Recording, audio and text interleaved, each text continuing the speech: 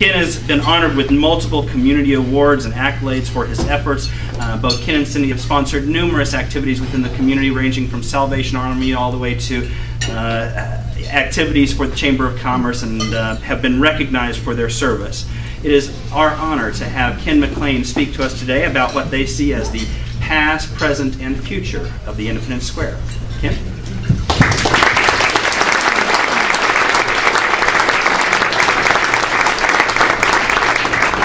Hap told me you have the full 30 minutes as long as you want.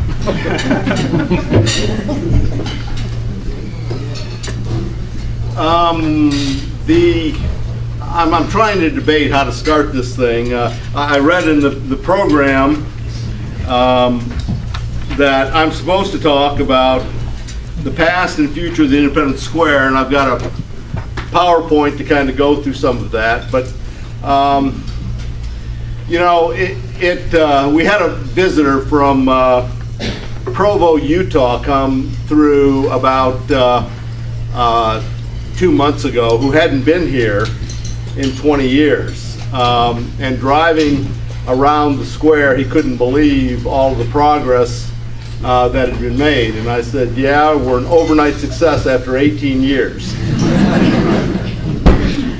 It truly is gratifying, though, that we sent a delegation to Bentonville, Arkansas, which I'd had a trial down in Bentonville not long ago, and so I knew what they were viewing. And the Walton family and Walmart and Our Best Bank, etc., had poured a tremendous amount of money into the Bentonville Square, and it was gratifying to learn that many of the participants in the trip that was organized by Eileen Ware and the Chamber and several other leaders in the community thought that we compared favorably. I thought we compared favorably to what they had done, and they redoubled and committed as a group that this was a priority for the community to continue to promote the square and to help all the activities that we have seen here. And I was very appreciative of that, and I think that that was a very forward-looking and leaning response. And from that, the Farmers Market Pavilion has come forward, and we'll touch on that before we're done. But let's take a look at where we've been. Now, I stood back here, and I thought most people could see this. If you can't see, move down a little bit, and it's the best we can do in light of the way that the room was set up. Maybe take this down to clear that away. Everybody see okay? I think you're going to have trouble in the back corner over here. If you want to move down, I think that's appropriate. Anyway, first of all, I want to give credit. Every summer for the last 11 years, I have brought down interns from Graceland University to help invent businesses here on the square. We've had 15 or more very bright students from all over the world, Colombia, Mexico, China, Azerbaijan, Venezuela. I'm leaving lots of places out, but Nepal. We have 2 kids from Nepal this summer. Anyway, all over the world that have come to help invent businesses. They were responsible for reopening the coffee shop within 22 days one summer. They were responsible for inventing Updog. They were responsible for Polly's Pop, which we'll talk about. The revitalization of the movie theater and converting it to digital, on and on. So they helped. They didn't help. They put together this PowerPoint for me that I'm going to be using, and so they get all the credit and all the blame if it doesn't work. Stand up. There's some of them in the back. Stand up. Give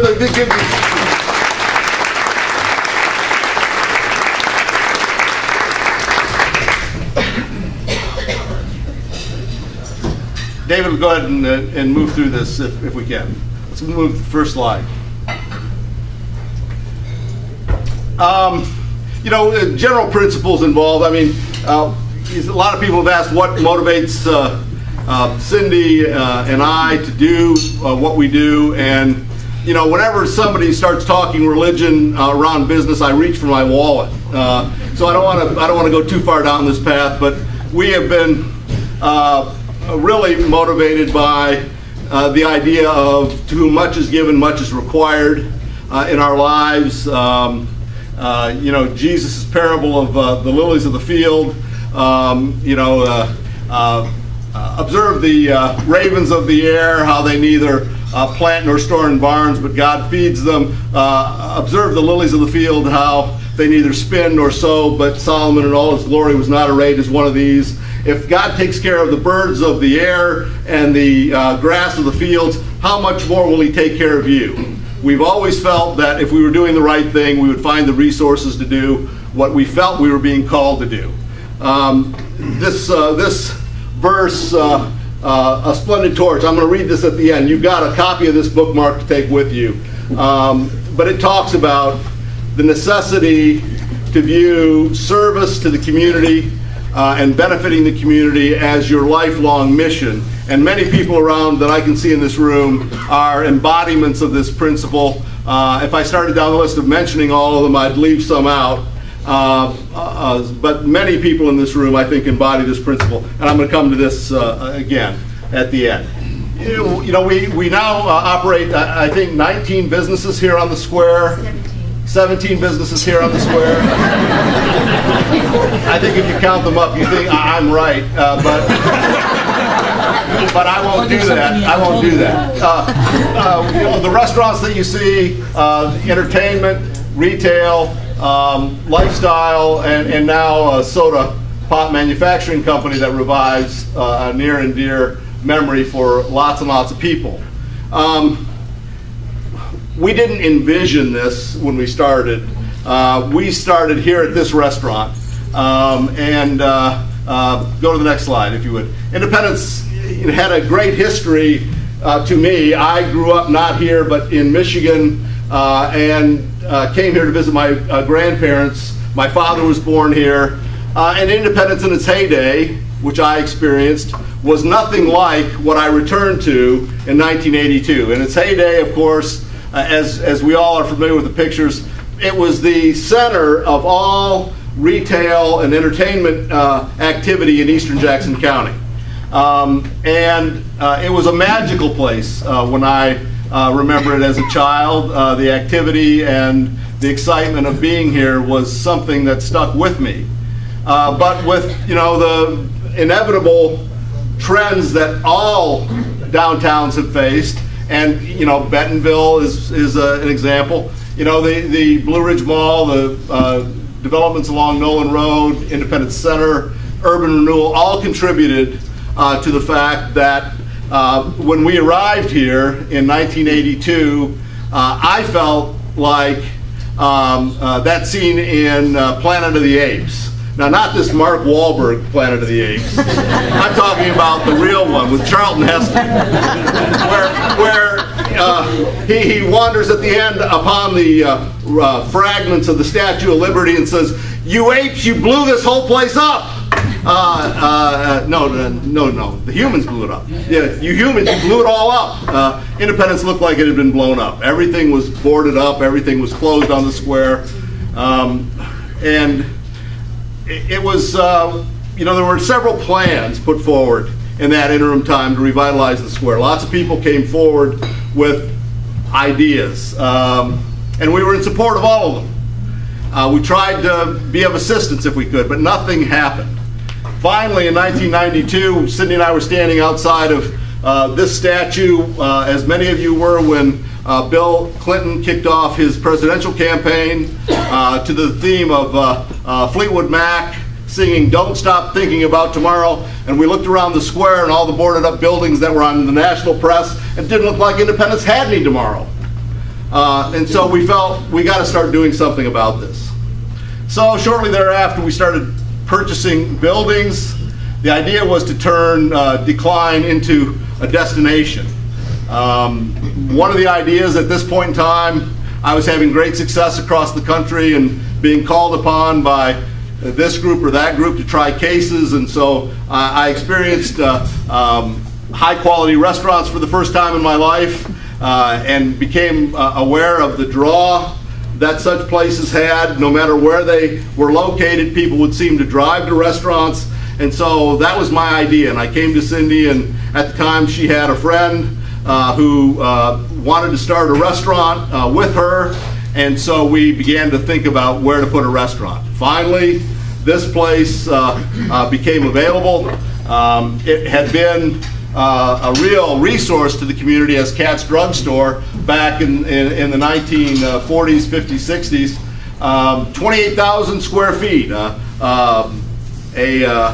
soda fountain, a pet shop, toys, a real center of activity. This is what it was like when we bought it over in the side picture.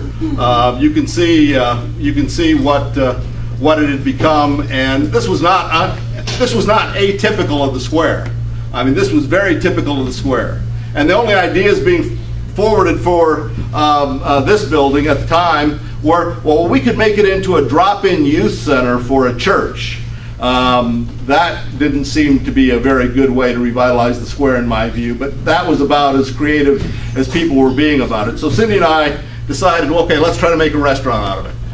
Here's after we stripped everything out. Now, at the time, may God rest his soul, Bill McDonald was using this to store building, scrap building materials, doors, windows, everything that he had taken out of every building that he'd ever renovated. And it was the habitation of pigeons. So many pigeons. I mean, you couldn't walk through this place without being attacked by pigeons. Upstairs, where we have the 8-room inn now, it was even in worse shape. The roof was leaking terribly. What had once been offices were simply dilapidated. Here's the way that now the inn looks upstairs. This is construction downstairs as it proceeded. Outside, there's the sign going up. Inside, when we were done, as it looks today.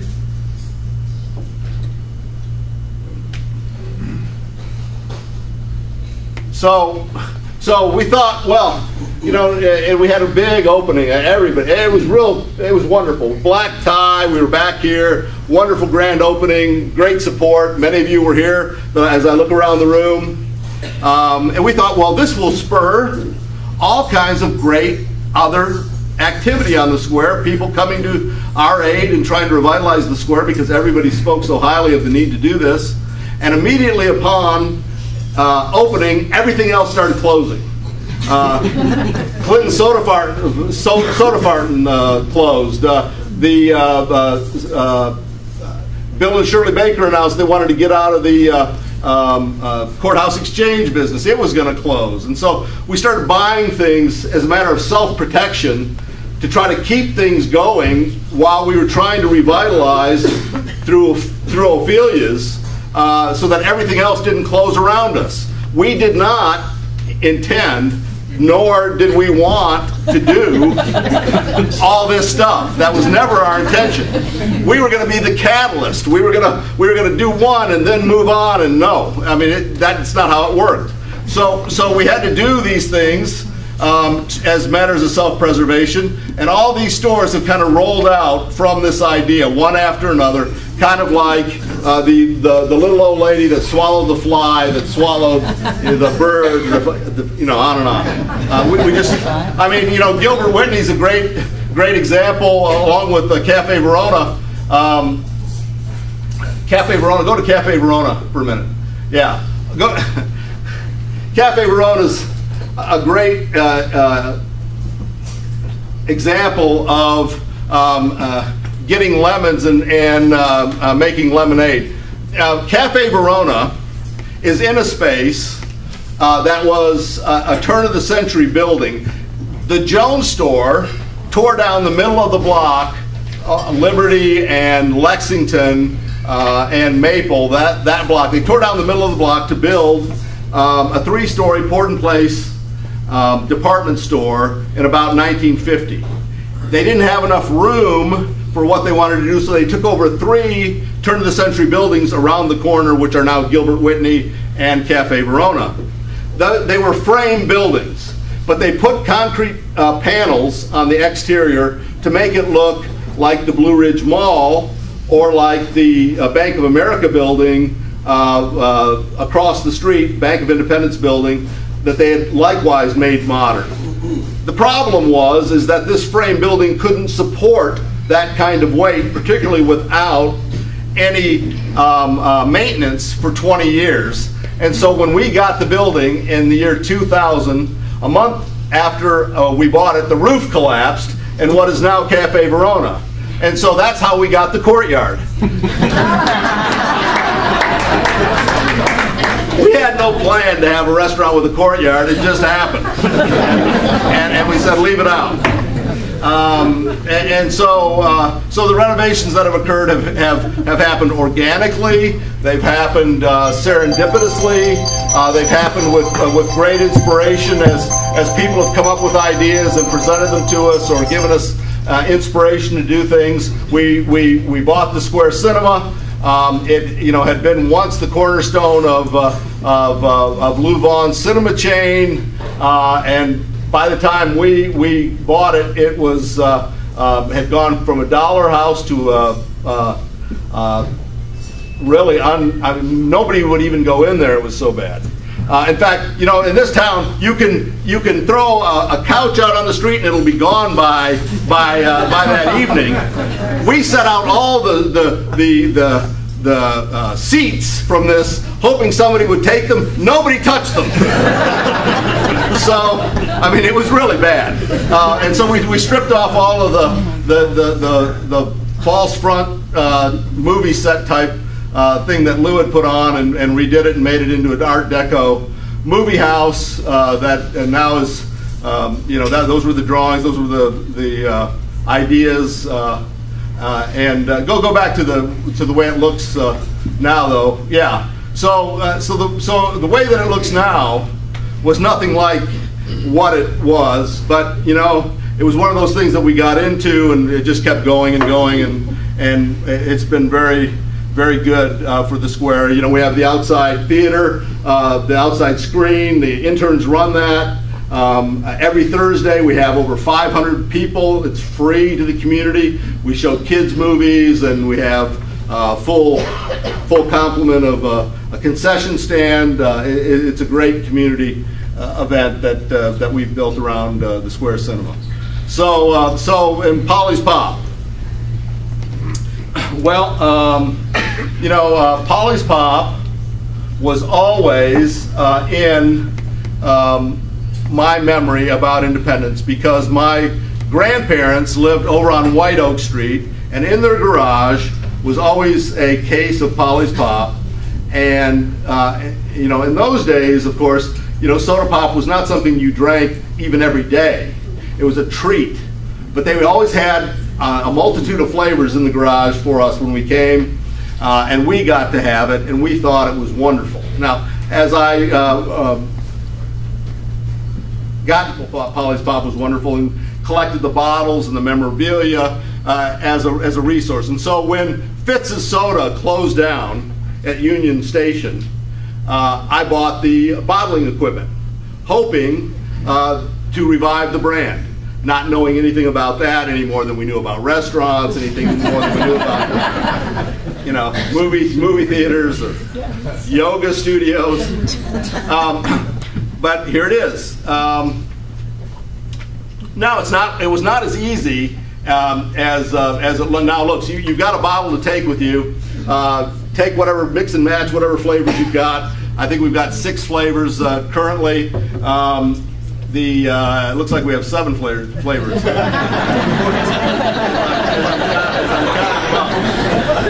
It's because we added black cherry. We added black cherry in May. It used to be 6 flavors, but black cherry was an original flavor. There's strawberry, there's root beer, there's grape, there's cream soda, there's pineapple and orange. There you go, and black cherry. All those were original flavors, and our theme, and we even had a jingle for you, but we're not playing it today, I guess. We don't have it queued up. But our theme is Polly's Pop. It tastes better than you remember. It's now being served at Boulevard Brewery, and we're getting it in many locations around town, specialty locations more so than at the grocery stores as we roll out the brand here. But go back, stay on Polyspot for a minute. We bought the machine, and I had it professionally taken out of Union Station and put over into the Jones store building where we have lots of things stored, with the idea that we were going to put it into use immediately. Well, that was the year 2000. And I was called off to try a case for 18 months in Pennsylvania for the state of Pennsylvania. And so by the time we got back, we were on to other things, and it sat, and I thought. Finally, I thought, well, let's try this with the interns. Let's see if we can figure out how to do this. That was 4 years ago. We found some guy from Wichita who said he could install it. He knew how to put all this together. And so we hired him, and he cut off his fingers the next day. 3 of his fingers, not here, down in his Wichita, but he bounced back, and by July, he was back, but he got it all put together, and it wouldn't work. The darn thing wouldn't work. And of course, we didn't have any manuals. We couldn't find any manuals on the internet, and so we tinkered with this thing all summer, that first summer, trying to get it to work. I didn't have anybody else to do this, so I turned to Michael Hahn, who many of you may know around here. He's done many things, but he began his career as a master plumber. So I said, Michael, you know something about machines, or at least more than I do. Why don't you take over this project and see if you can make it work? So he worked on it for an entire year. You know, trial and error, trying to get all of the machines and fillers and labelers to sequence. He almost had it done, but we just could not get it done. So the interns had come back for the next summer, last summer, and they got in contact with a guy up in Wisconsin who had a family soda company that had the same machine. And he said, yeah, come on up, I'll show you how to do all this stuff. So they jumped in a car, went up to Wisconsin, and he was very open about it and wanted to help us all he could. And they said, you know, what we really could use is the manuals. He says, oh, we got the manuals upstairs. So serendipity. So they go through all the steps, and they come back with all the manuals and are able to make all of the fine-tuning adjustments, and the thing is about ready to start, but there's just a little bit off. So he comes down and works with us for the weekend, and we're ready to bottle. So we've been working on bottling since that time, and it just shows you if you don't give up, you can't lose. So anyway, we decided also to begin trying to have investment in home purchase in the area, and improve the values of homes in the area, encourage more people to live on the square. We tore down so many houses in the urban renewal process on the square, and we've had so many problems that the Truman Midtown group attempted to address and did a good job of converting many of the homes from multifamily uses back to single-family uses.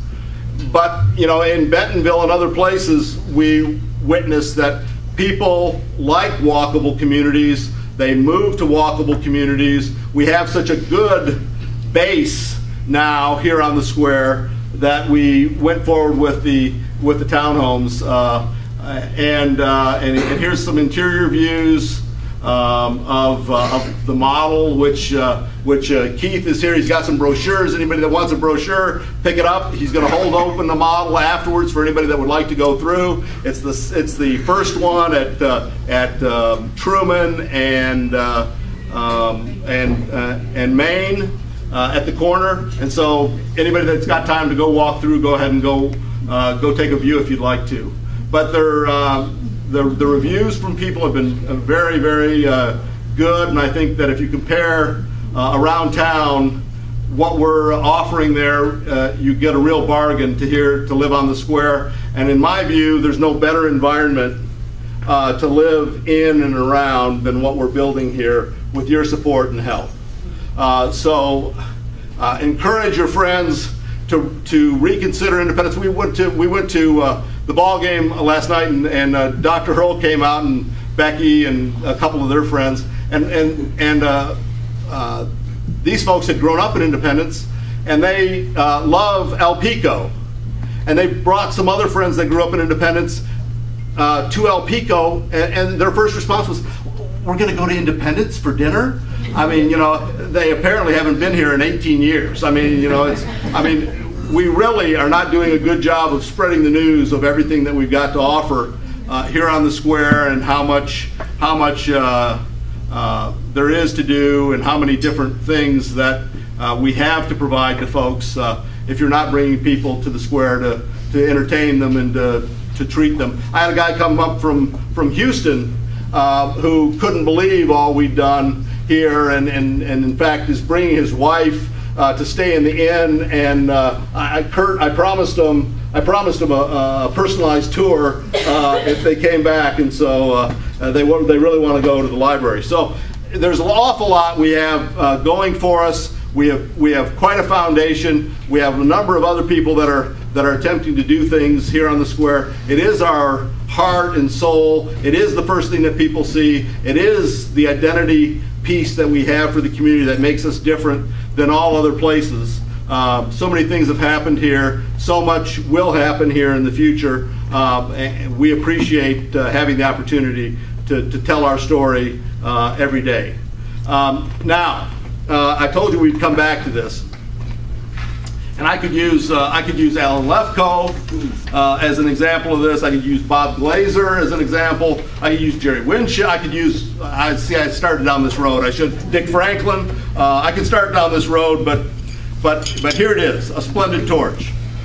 Now this Cindy brought to me, and I've used it in the internship, and we have tried to remember this as we have gotten discouraged from time to time, gotten tired from time to time.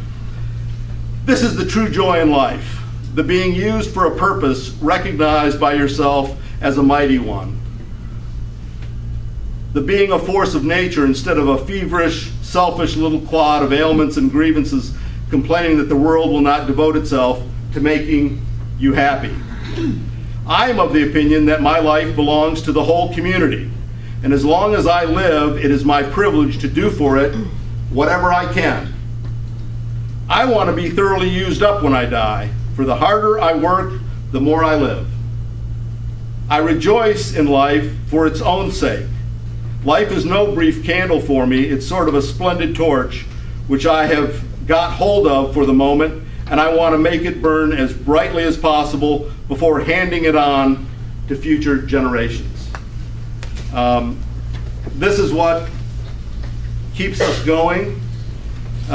We want the Independence Square to be a torch to be handed off, not a burned out lamp. And with your support, we're making that happen. Thank you.